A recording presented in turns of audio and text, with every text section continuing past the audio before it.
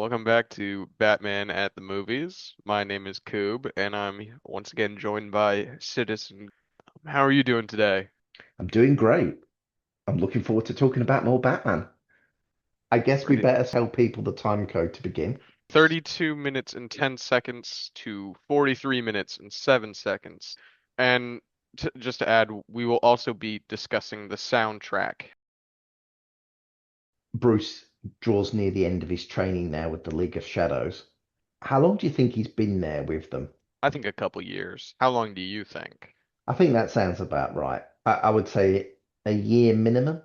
We know he traveled the world for 7 years, Yeah. and we know that he got involved in different things before that because in the previous episode we saw him on the streets stealing, we saw him stealing from his own company, and they were different countries as well. Like one looked like Yeah. Africa, one looked like Asia. So he did Yeah. bounce around for quite a while. And then obviously he was arrested and spent Yeah. some time in prison as well. We don't know how long he was in that sort of prison camp either. It's true. So here's something interesting. Raish says to him, what you fear is inside yourself. You fear your own power. You fear your own anger, the drive to do great or terrible things. We know Bruce Wayne has developed a code, and as we discussed last time, it's partly been influenced by his parents, partly by Rachel, and partly by Raish. Yeah, so like we're seeing the thirds come together. What would Bruce be without that code? What terrible things is he capable of? If he did not have this code, he would actually be killing people. I could see him more like the Punisher. More like an anti-hero. Yeah.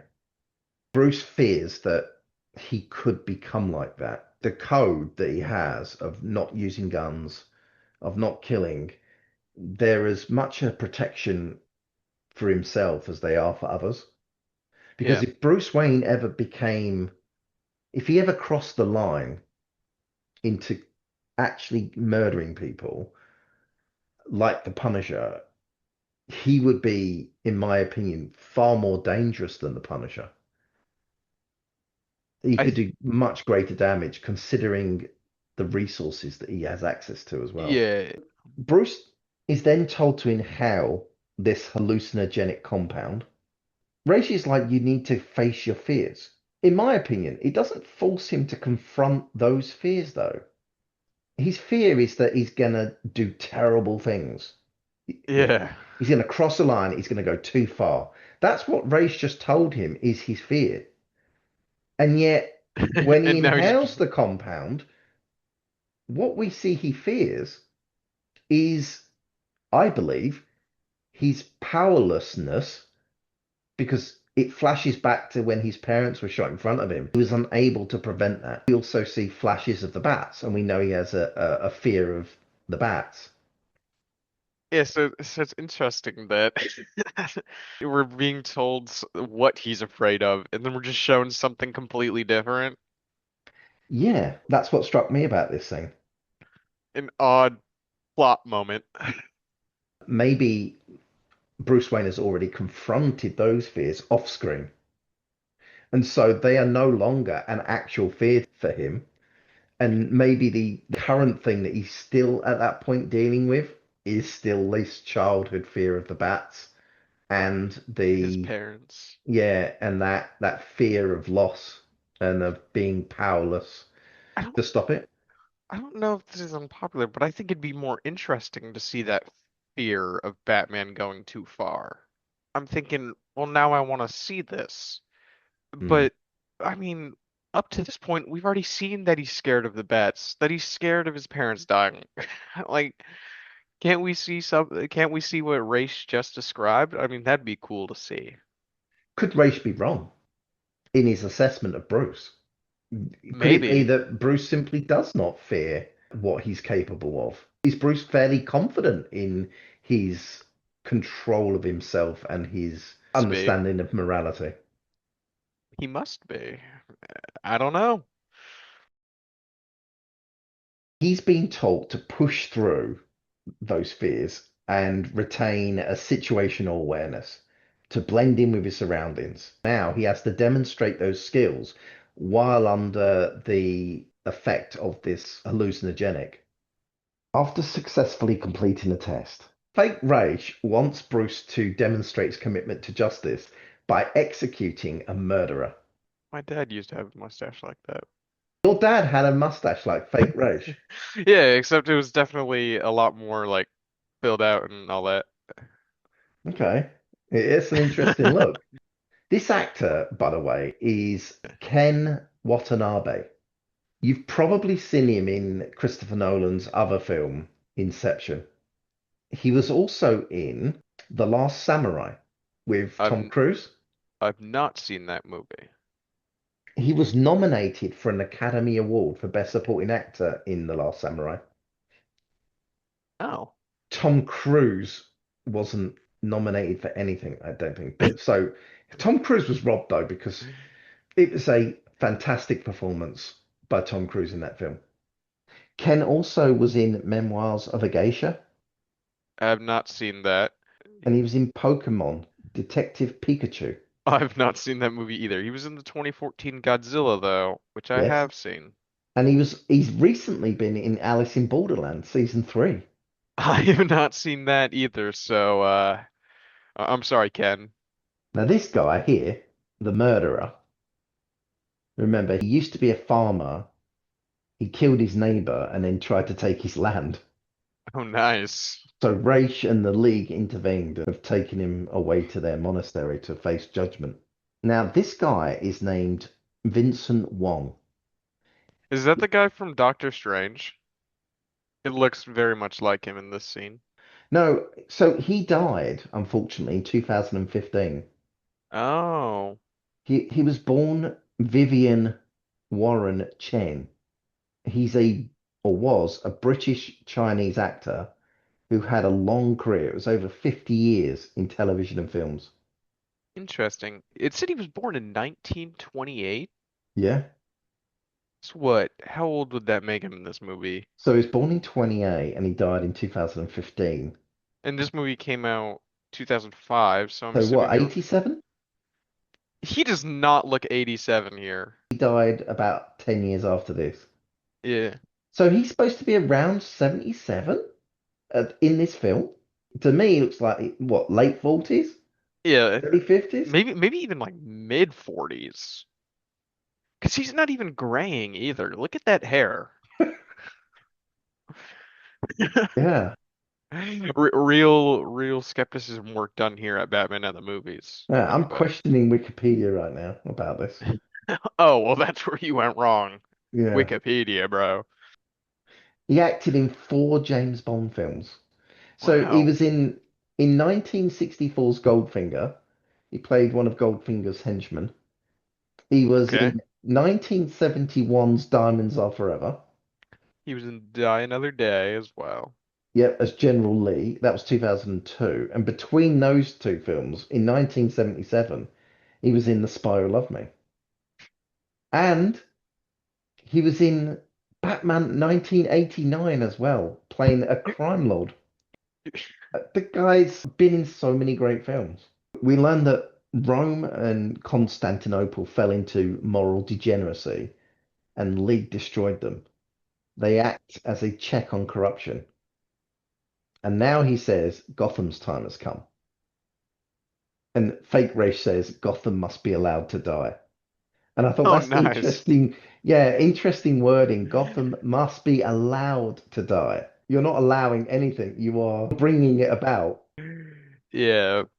And I guess God. so in their minds, it's like putting a dying patient out of their misery. Yeah. Is Gotham beyond saving, as Ra's claims? Has the corruption spread too far? Hmm. Maybe. I mean, We but know in this film you've got the police department is corrupt, yeah, the judges are judge is corrupt. corrupt, the psychiatrists in the mental institution is corrupt. Uh, Yep. Big business is obviously corrupt, but that's everywhere. So it does look like every institution of Gotham is corrupt, but you can't say that every single person in Gotham is corrupt, can you? That's true. So I think Gotham Must Die is a crazy overgeneralization. Okay, it's good to know that you're not sympathizing with terrorists. Well, they're not even terrorists because they're just like, yeah, we're just going to kill everyone. But I guess that's what terrorists want, right? They just want Pretty to much. kill their enemies. But Yep. yeah, so Yeah. but Bruce remains resolute, and Ra's warns him there's no turning back. They can't let him leave, can they? Because he knows too much. Yeah. So once you're inducted into the league, it's for life. So Bruce's solution then is to fling a red hot poker across the room up to the second level where the explosives are kept. Do you think Bruce knew that the explosives were kept up there? He's got to know if he's been at the monastery for a few years. I I think so mean, too. Otherwise, why would he fling it up there? Because yeah, that's if he didn't know that was up there, flinging that poker up to that second level, what would it accomplish? It might start a fire, but a fire that's easily put out. Just one of the yeah. men just goes up there and just like throws a bucket of water on it or something, you know? Like it's not a big deal. I It's don't know. only a big deal. It only works as an effective distraction is if Bruce knows that the explosives are there. Boom. Yeah, that was just There's very someone just lucky. died there. That Oh, was someone also just died. There's another one dead. Oh, another two dead. thank you for taking the kill count of this scene. Yeah, look at that. Oh my God. So mass murder then. Are we saying that Bruce Wayne is a mass murderer? I mean, people have criticized this scene because they're saying Bruce Wayne is murdering people, right? But I think there's a difference between murdering someone in cold blood and defending yourself. Because, as we've said, Bruce can't just walk out the door. There's no way they're going to let him walk away from this with his life. It's literally a fight to the death if Bruce wants to live. Would you agree or not? Pretty much. I I mean, mean, could he have escaped any other way? He's literally surrounded by dozens and dozens of trained ninjas. Plus, there's Raish standing right next to him, plus fake Raish. I How think can he get out of all of that any other way? he can't. I don't think we can say it's murder. I don't think we can say it's manslaughter either, because Bruce knew the result in my mind. He knows that it's going to result in people dying. He's Yeah. not going to set off explosives in that building and someone, at least one person, is not going to die. We saw multiple people died in that explosion because it was a chain reaction. But Yeah. so, not a murderer, not a manslayer, but in my opinion, just I'd put it down as self-defense. Okay. Definitely some crazy self-defense, but But can you think of another way out for him? not really. After defeating fake Raish, Bruce picks up the real Raish, puts him on his shoulders, and the two men are blown from the building. Yeah. They nearly go over the cliff together. It's the gauntlet that is actually stopping them going over because he Oh, digs it into the ice. But again, another practical use for the gauntlets, which I like. I noticed as well in some of these shots here that that is clearly not Liam Neeson down there. yeah, definitely. Yeah, sometimes it's really hard to like hide when it's a stuntman. It's a lot easier to tell when it's not Liam Neeson because of how old he is. But of course, if this was a Tom Cruise movie, he would have done that all himself. But not everyone can be Tom Cruise. Yeah, that's true. Christian Bale he really sells the scene though. He looks so exhausted and his shoulder looks like it's in such pain from doing that. So good acting from Christian there. Bruce leaves Raish with the old man that we saw earlier in the village. Yeah. and then Alfred picks him up in the private jet. So, how did that phone call go? Bruce finds a public payphone. He rings the mansion. Alfred answers. He hasn't heard or seen him for 7 years. Do you think Alfred thought that he was dead? I think Alfred is one of those people who kind of sees the brighter side of things. I don't think he ever gave up hope. Can you imagine the shock when he picks up the phone and it's me, Bruce. I'm in the Himalayas. Can you come and pick me up? I notice there's no judgment from Alfred though. He's just pleased to see him. He's just happy to see him alive. Yeah, where have you been? Do you know the grief you've caused me? Alfred says to Bruce that his father nearly bankrupted Wayne Enterprises trying to combat poverty. Hey, every good billionaire bankrupts himself at least once. But then Alfred says, despite that, his example didn't inspire the other rich folks in Gotham into helping the less fortunate. And Alfred then says that Thomas and Martha's death shocked the wealthy and powerful into action. I would imagine that's more self-concern than Yeah, actually any genuine feeling for the less fortunate members of society, because I would have thought that the rich and the powerful in Gotham, they would have been like, oh my God, I could be next. Like yeah, we need to do something about this. We can't be having just any old ruffian on the street murdering us rich folks. But when it definitely. was the poor man getting murdered, they weren't shocked then into doing anything. They don't It's care. only when it hit close to home that they wanted to do something about it. Yeah, Bruce says to Alfred that he intends to create a terrifying symbol that will shake people out of their apathy. yeah. Something that will motivate people to claim back their city from the corrupt. So my question is, deep down, are people basically good or are they greedy, self-serving, and ultimately corrupt? I think deep down people have these like negative, bad feelings, but they're putting up this facade of being a good person.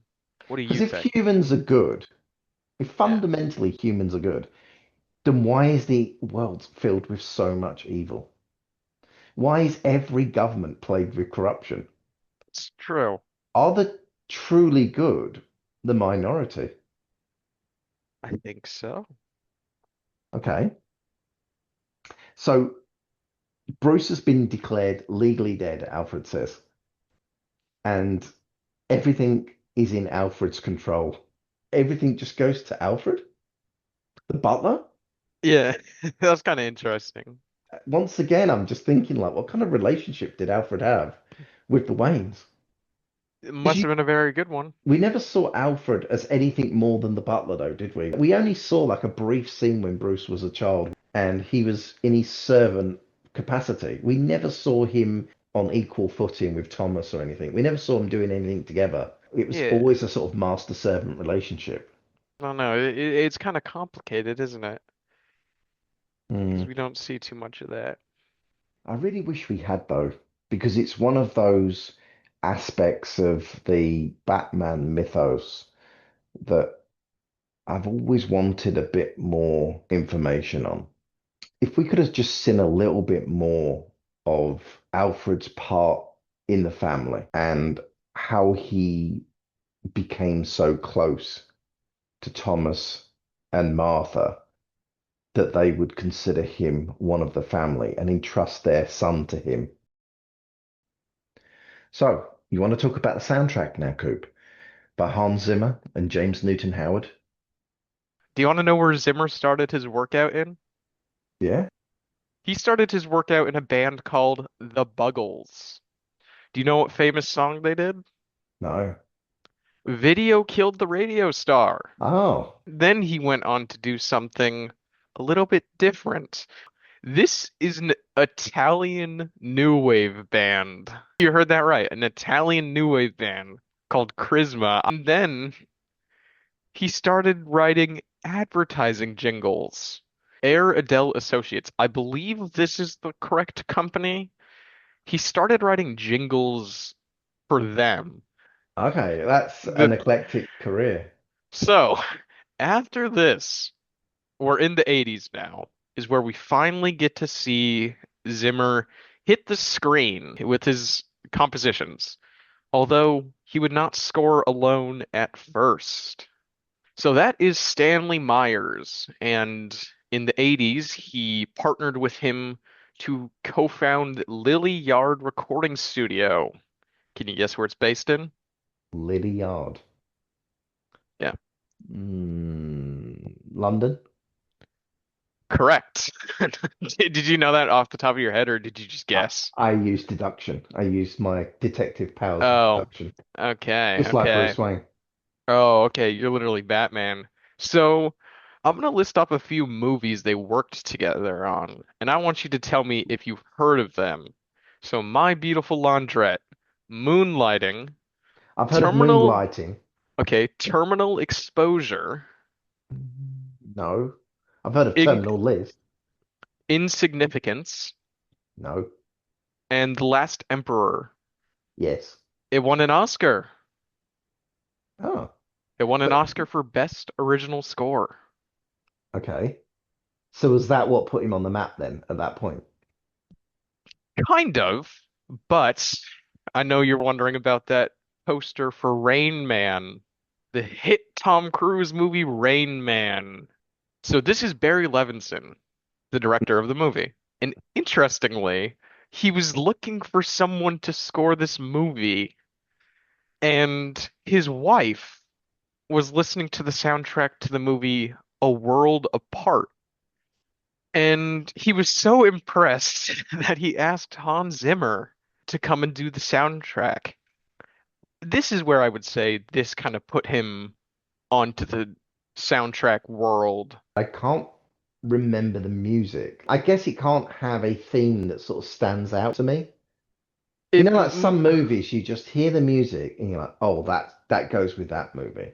yeah, For example, there's a movie called The Firm with Tom Cruise, and yeah. it's based on a John Grisham novel. And I remember that movie having like piano, where the piano would be like doom, doom, doom, doom, doom, doom, doom. That stayed with me. But with Rain Man, although I enjoyed the movie, nothing about the music sort of popping into my head at the moment. Well, you'd be fine because he only did two songs for the soundtrack. Only around 10 minutes of music for the movie. So, Batman Begins is the Mhm. first collaboration with Nolan. And Okay. Zimmer asked if he could invite Howard on, because apparently they'd always planned to work together to collaborate. The two collaborated on separate themes for the split personality of Bruce Wayne and his alter ego Batman. He kind of follows a similar path that Zimmer. He started in a rock band called Mama Lion. He worked as a session musician for some big artists, Diana Ross, Harry Nilsson, and Ringo Starr. And he also worked with Elton John. So we got Pretty Woman, The Fugitive, Primal Fear, Space Jam. I've seen all of those except for Space Jam. You haven't seen Space Jam? I've only seen Space Jam. He actually also did the music for 2005 King Kong movie. Now that He had good actually, music. yeah, yeah, he replaced the original composer because apparently the director and him weren't getting along or something like that, Now is what I that found. stuck in my head, the music from that Okay, film. so now to get into the actual track listing. So what do you think these names mean? Let me lean forward. They look Latin. Okay. Um,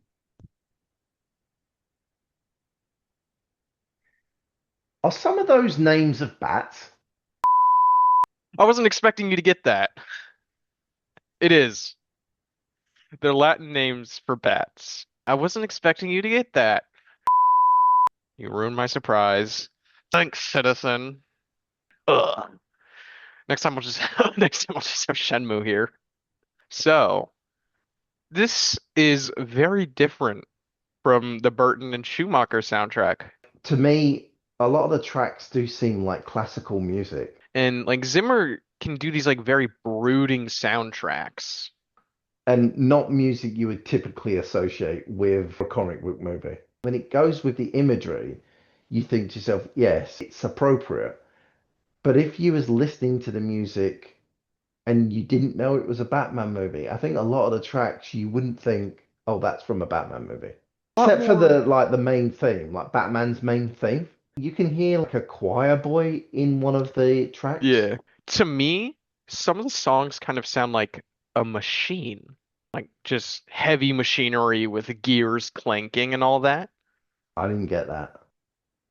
Maybe it's just me. It definitely evokes a lot more emotion than what we get from The Dark Knight and The Dark Knight Rises. The film itself was very different when I first saw it 20 years ago from the previous Batman movies or from comic book movies in general. Yeah. I remember the trailer for the film that I saw in the cinema. It came across as like a thriller rather than a Batman movie. Yeah.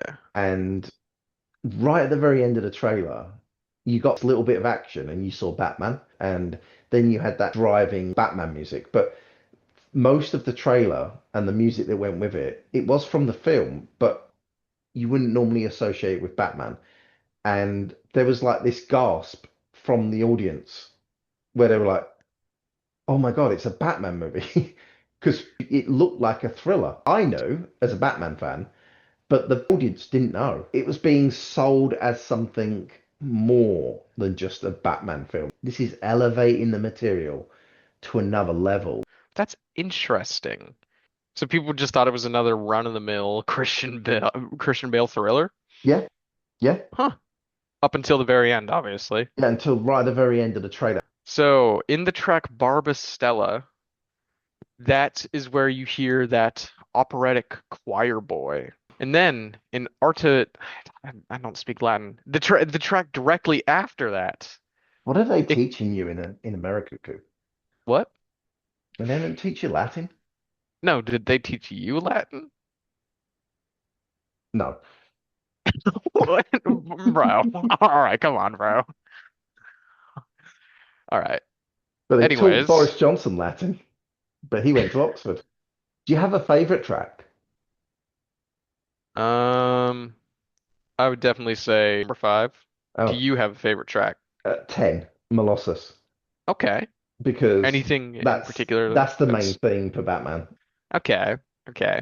Like whenever Batman's doing his stuff and the action's going and stuff like that, that's the one. That's the one I Yeah. hum to myself. Like if I'm ever humming like music from this film. So, kind of my last thoughts about the soundtrack is that it really puts you into the world of Gotham. Like Hans Zimmer is great at doing that, and James Newton Howard, they're both very good at that. Zimmer, he focused on the action sequences, and Howard focused on the film's drama. That was in Empire magazine. That's a Yeah, UK magazine. That sounds like you're more attracted to Howard's work. I go more to Zimmer. that's true. I think Hmm. that's gonna do it for this episode. Yeah, thank you for joining us. And we'll see you in the next episode. Bye, guys.